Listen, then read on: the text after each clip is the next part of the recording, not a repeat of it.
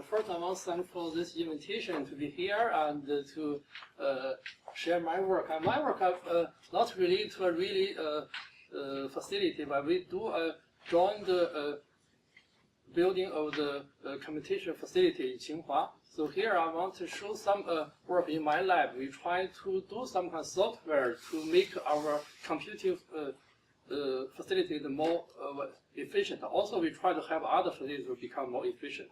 So here, actually, I want to show several software and idea which we are working on and all we are going to working on. So.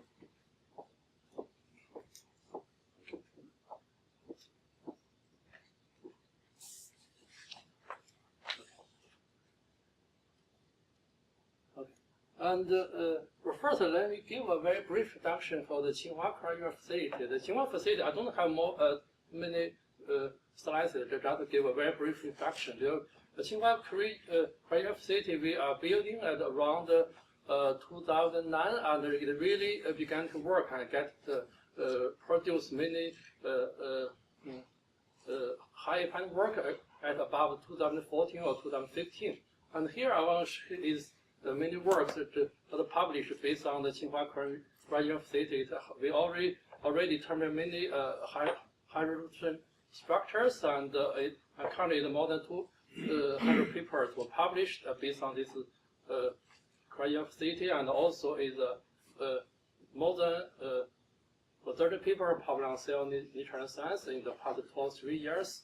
So, and all this work are really based on the Tsinghua cryo facility, also based on the computing facility, because our computation is really cover all the part, and we try to provide all kinds of service for the computation from the beginning of the storage to the final computation.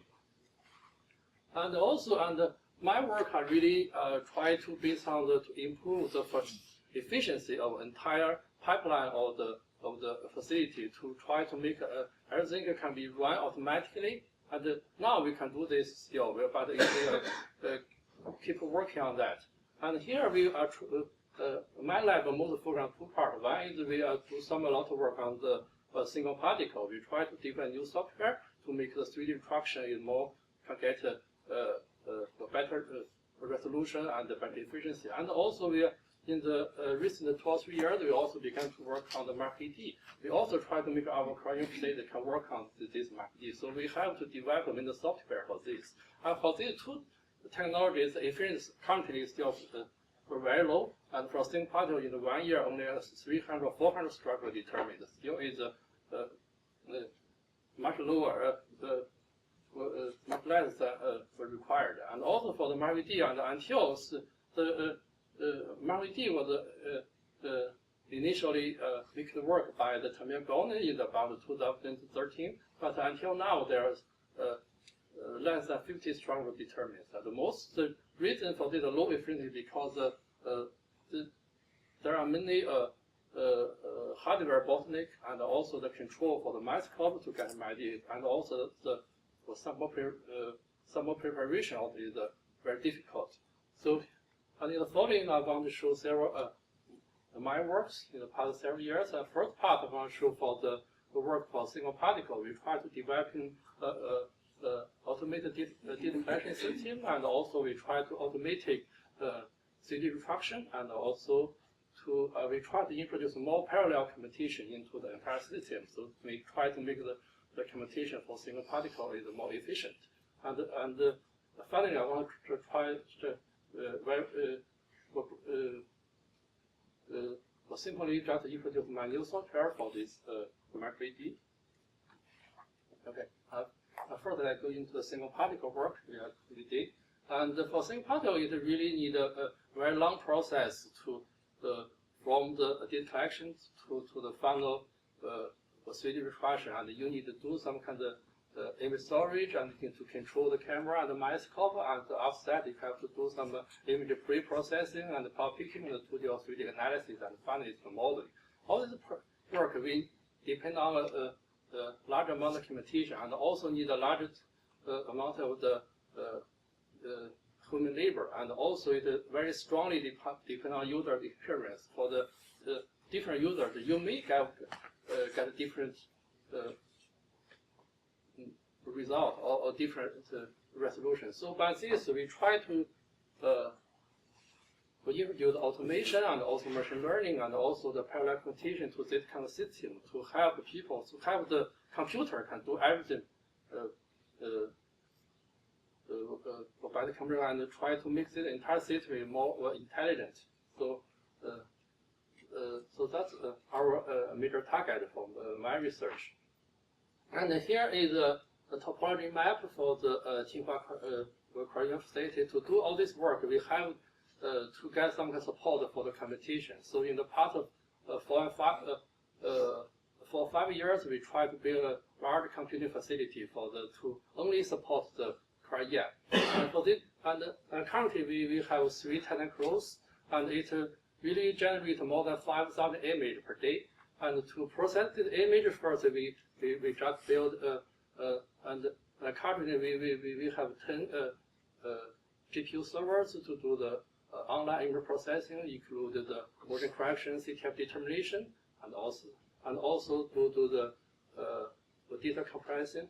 And after that, we will try to store all the images to a very huge online storage. And currently, we have more than 10 petabytes of data on the server. And after that, we will already build a high-speed network to our large computing cluster. And currently, we have more than 10,000 CPU cores, and totally include more than 500 computing nodes. And on this computer, we also have some kind of a management system, so that to manage all the user accounts and also the remote login and also the remote control. And also beyond this high-performance computation system, we also have many workstations to be able to directly access to all the data, so to control all this kind of computer, and also to do the data management. And all these kind of computer are just connected by the 56 gigabyte infinite band network. The reason we use the infinite band is for that it's very easy to get very high bandwidth, and also it has very quick response for the computation request.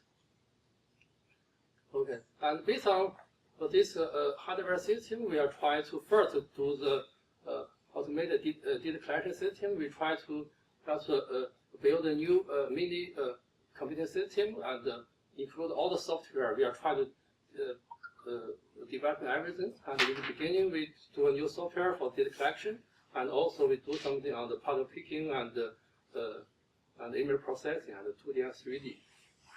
And here, which is a major interface for the automated data collection, we developed it called ETAS. This software can do all the automated. It can very similar to the Legending or cryo-EM, and currently it only support single particle. And in the future, we try to also support tomography.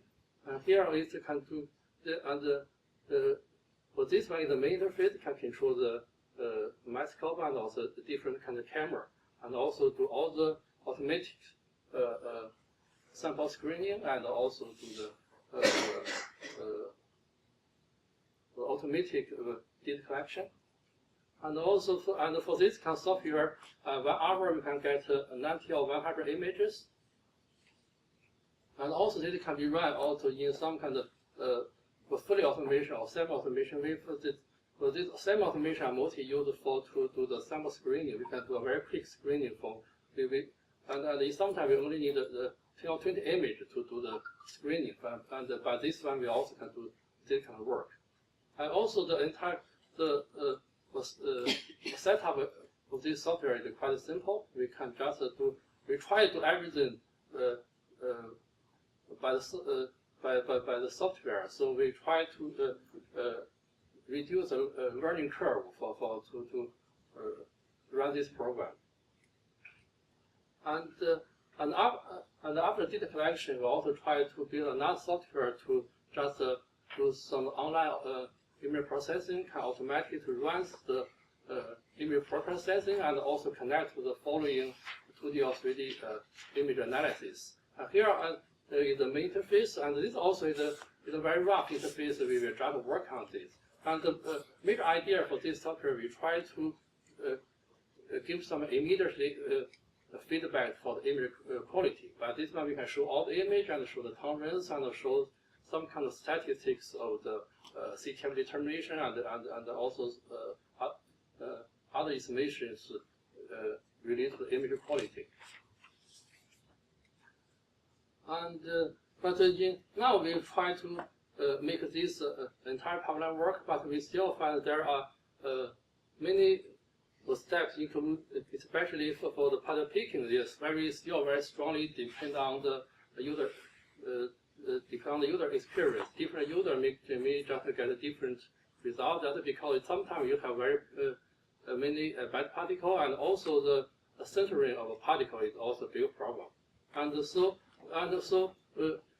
if this part cannot be run automatically, you have to have a lot of user interference, so you won't be able to run the full automation. So by this one, and in the past several years, we try to introduce the deep learning into this kind of system. We try to develop a new software called Deep Picker we can be able to train the computer to learn the features of the particles. But this one, we further need to use the computer to build the artificial neural network, and we also input some kind of no image. We just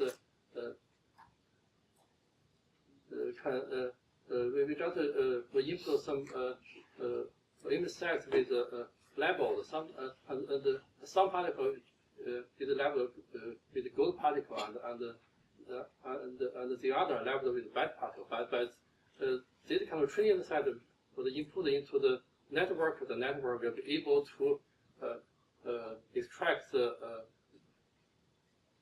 image features, and then we can just apply this network into the any raw image to pick up all the particles. And here is the picking result. And after picking this, and sometimes we may see some this network may work not very well, and for this one we can do the retraining. We just based on the result from the 2D classification to get a new training data set to retrain this network. For this kind of procedure, we are now trying to incorporate it into the entire pipeline, so that because our facility run every day, so every day we will just generate a lot of images. So if we run the entire pipeline with this deep learning, the computer will be able to keep being trained, and so it will become more and more powerful. And so that's our major idea. We are now still work on this. We just want to do some kind of continuous learning. And here is some kind of result. And once we train the computer will be able to pick a particle from different data sets. Even the features of the particle is very different. The program still be able to pick the particle very accurately and show here. And the left one is just picked by manually, and the right one is just picked by the deeper picker. We can see the result is quite similar. We always get very stable result. For this program, we are still to try to improve it, because now it still depends some kind of large deep learning library. It's very difficult to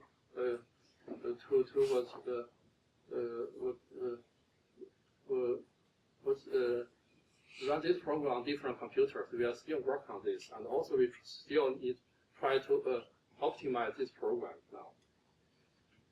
And also for another part, we try to also develop the software to make the 2D and 3D analysis is more powerful and more robust. And so for this part, we are now doing a new server called Sounder. The Sounder is a new program. It's a function very similar to Rely and the Crossbar. It also can do all the normal procedure, including the 2D or 3D classification and all the 3D refinement. And it can be run on the CPU, GPU, and also the mechanical CPUs. And also in the future, we try to make this program also support some thermal averaging. And also we work now, we work on the continuous classification so that we can do a better classification. The reason we can do this one better, we try to do all the work better than the other program. The reason inside this program, we try to introduce a new option called a particle filter. The particle filter is some kind of optimal Bayesian method, but this method will be able to do the parameter estimation for the particle orientation and the classification more robust. Because by this program, we will just have more weighting factor to just regulate the entire computing procedure. So here I won't show too much the details for the Sounder, and I want to show some results. And first, this program, because now we have more regulation for the entire processing, so the program is become more tolerant to the errors. One error we call it is a bad particle. The bad particle is always the biggest problem for the cryo-EM. If you want to get a high resolution, you have to remove most of the bad particles. So that before do that, you sometimes you have to do the 2D classification or 3D classification to remove the bad particle. And this kind of classification always occupy a very long time, and it maybe is more than 80% of the total computing time. So for this kind of problem, we try to, in the program, we do some kind of thing called particle grading. So by this one, we will be able to detect the image quality automatically, and also the quality of the parameter estimation. But this one will be able to weighting down all the bad particles. In this way, we will be able to make the programming more tolerant to the bad particle. So and show one result here. We try to do the comparison on these the 3D set. One is at resolution about 3 or 4 angstrom, and this beta galactose side is around 12 angstrom solution, and this protein is about 3 angstrom solution. But this 3D set we try to do a comparison. One this set we call dirty D set is will contain almost all the particles, contain many bad particles directly after the particle picking. And here also the clean data is which is the data set after the intensive 2D or 3D classification to remove the bad particle. So by comparing the result, we found all the dirty data set can get much better result than the clean data set. That's because when you remove the bad particle, you also remove some good particle. Now by the Sounder will be able to automatically weighting down the bad and keep all the good particle as more as possible, so that we will be able to use more information from your data. That's why we can get a better resolution. And also another problem for the automation is related to the CTF determination. Sometimes you only can do the CTF for the entire images, or just determine the local defocus based on the local tolerance. But the local tolerance is quite noisy. It's very hard to get a very accurate result for the particle. Now we try to refine the CTF together with other orientation parameters, so that by this we will be able to determine the accurate this position of the particle, even your sample has a very large tilting. And by this way, we also do a comparison and do some kind of testing on the protein data set. We can see by the measurement for the local defocus, we can see the distribution of the particle. We can see most of the particle just distributed in one thin layer, and also we can some kind of outer layer in one side of the thin layer, and this particle means the particle inside the ice, and this particle is the particle on one air-water interface.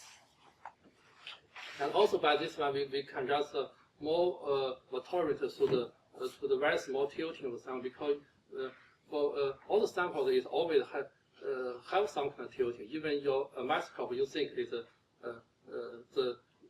and even the stage is untilted. That's because your grazing maybe have some bending, and your holder may have a tilting of 1 or 2 degrees. That's very normal. So by this way, we will be able to automatically determine and remove the errors in the defocus. And also, finally, I want to do more comparison. We just combine this particle grading and the local defocus. We can just really get a much better result than the published one. And the first row is the published result, and the third row is the result of the process by sounder. We can hear in this range, we can see a hole, and also we can see and especially for the protein, the resolution was improved from 2.8 as the published result to the roughly 2.35 angstrom. So, and also that in this way we will be able to run the program more automatically, because now the program is very tolerant to the bad particle and to the errors of your defocus. So now you can only use the CTL final or CTL tilt. You also can be able to get very high resolution, and because all these kind of errors can be dealt with by the program automatically.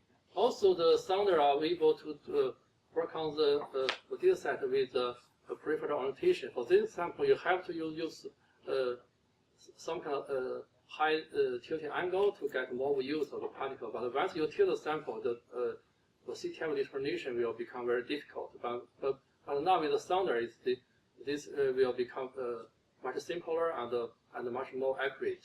And here we do a comparison. This program is the last one is the published result is the reported resolution at 4.2 angstrom, but by the sounder we can pull resolution to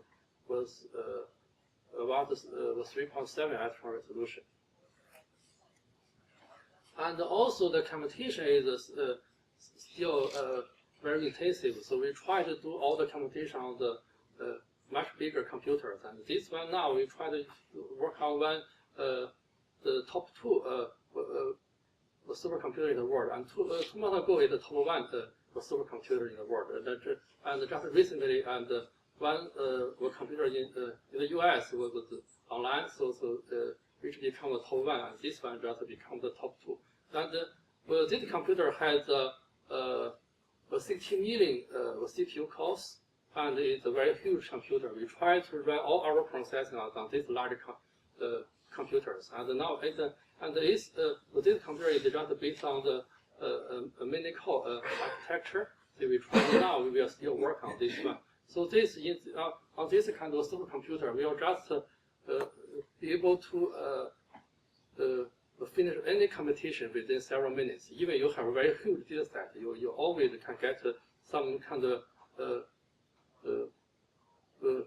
fixed time for the computation. And now we try to limit all the computation no more than 10 minutes.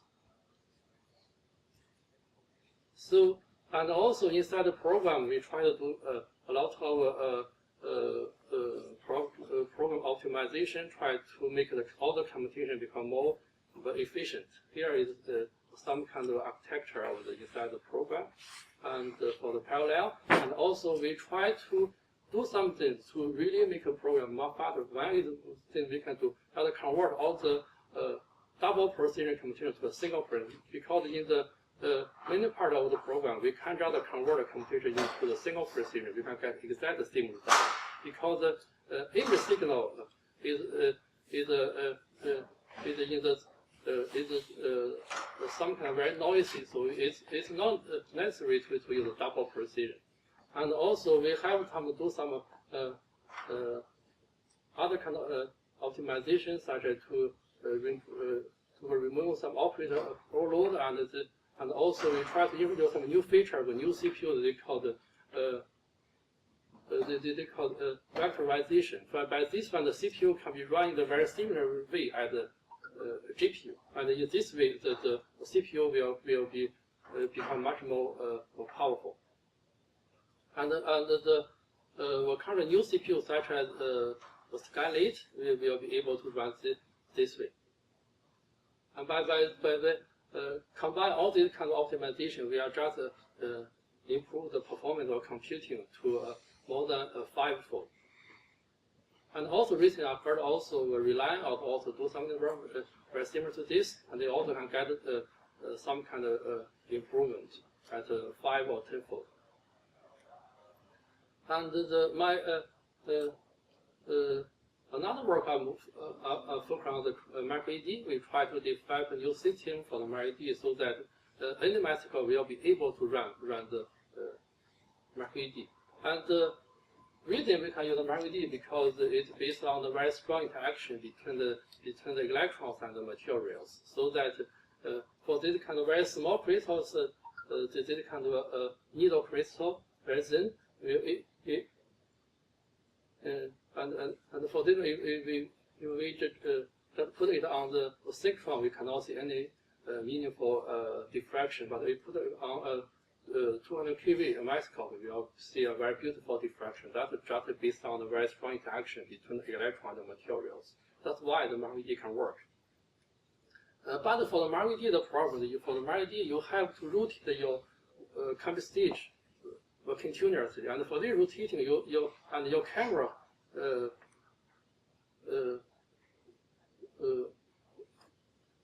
also have to be keep working. So for this way, you will always need a moving mode camera. But for some kind of microscope, you may don't have this kind of moving mode camera,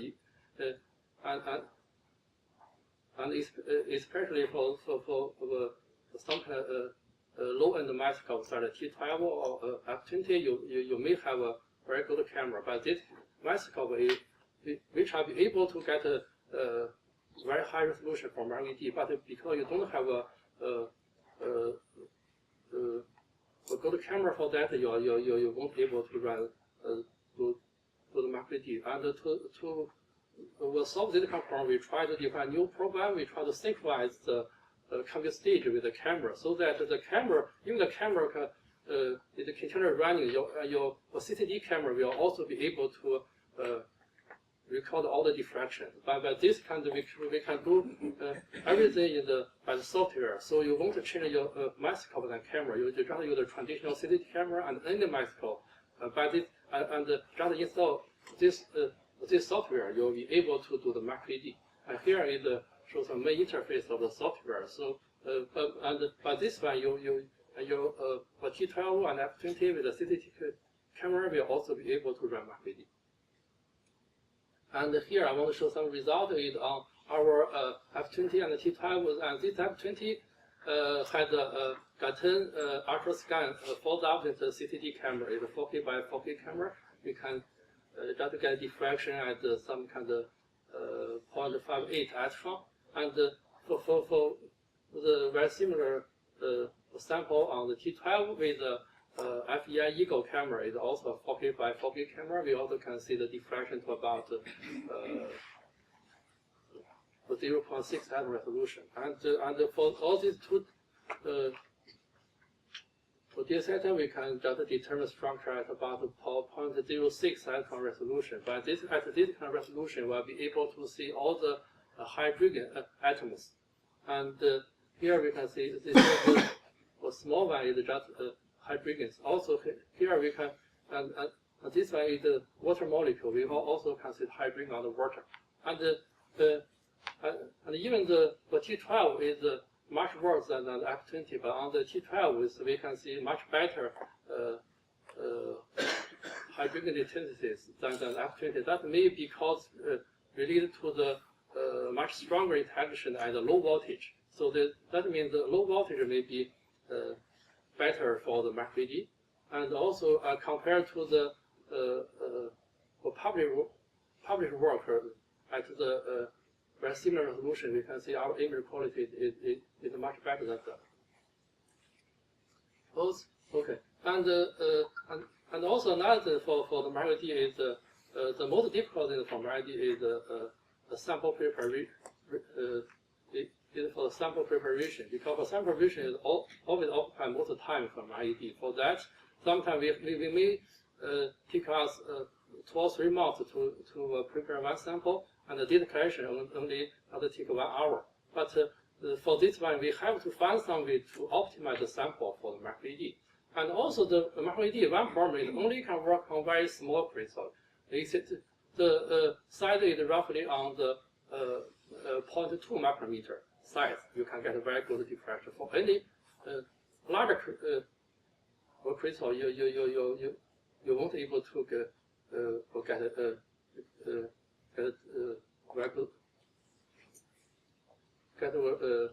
good diffractions. And also for the S3 method, it only can work on a very big crystal. Now we are thinking whether we can extend the MicroLED to larger crystals. So for this one, we try to use FIB to try to make the lamella of the crystal. By this one, we will be able to control the thickness or the size of the crystal. And by this one, this shows a major figure. We can see through the very thin lamella is roughly on the 200 nanometer thickness, and also we can see very beautiful diffraction on this kind of very big crystal.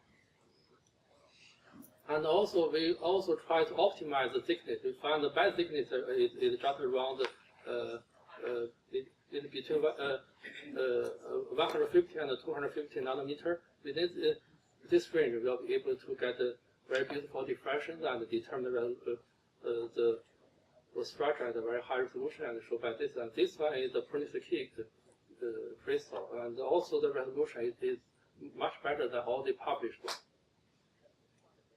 Okay, now we can just combine the FIB and our new software for MicroLED. We are able to work on any kind of crystal, like this kind of needle one or bigger one or different shape.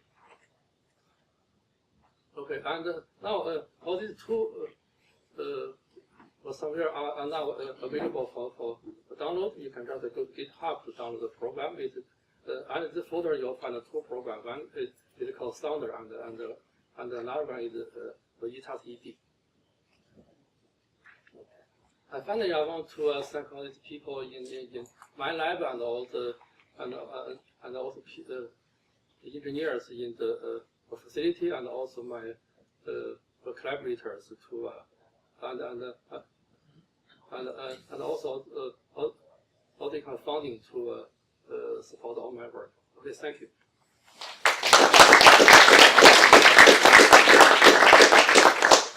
Thanks, Xueming. Very impressive setup. So, any questions?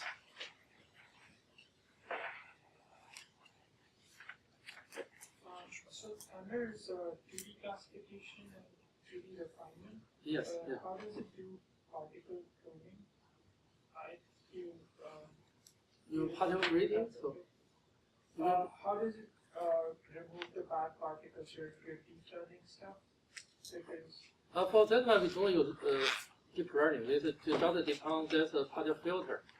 We just, when we do the during the 3D alignment, we try to do some kind of estimation for the quality of the measurement. But that one we kind of convert this kind of belief for each parameter to some kind of weighting factor, so that we can just weighting down the bad particle. Any other question? Yeah. This may go into the discussion more later, but how do you do your compression? So you had one little bit that you went from a 7 gigabyte file to a 400 megabyte file. You mean the data compression? Yeah, we try to use the GZIP2, but the PZIP2. Yeah, we do that. But for that one, we just rewrite all these kind of compression algorithm. We try to implement some more parallel computation to that compression, because because for that, if you only use some kind of GNU package, the conversion is quite slow. To compress one image, it always take roughly 1 minute or half minutes. But once you can do some parallel computation, now you can just reduce all the computation to roughly 5 or 10 seconds for each image. Are those things publicly available? Yeah. And you want to use that, I'll just give to you. And for that one, we was still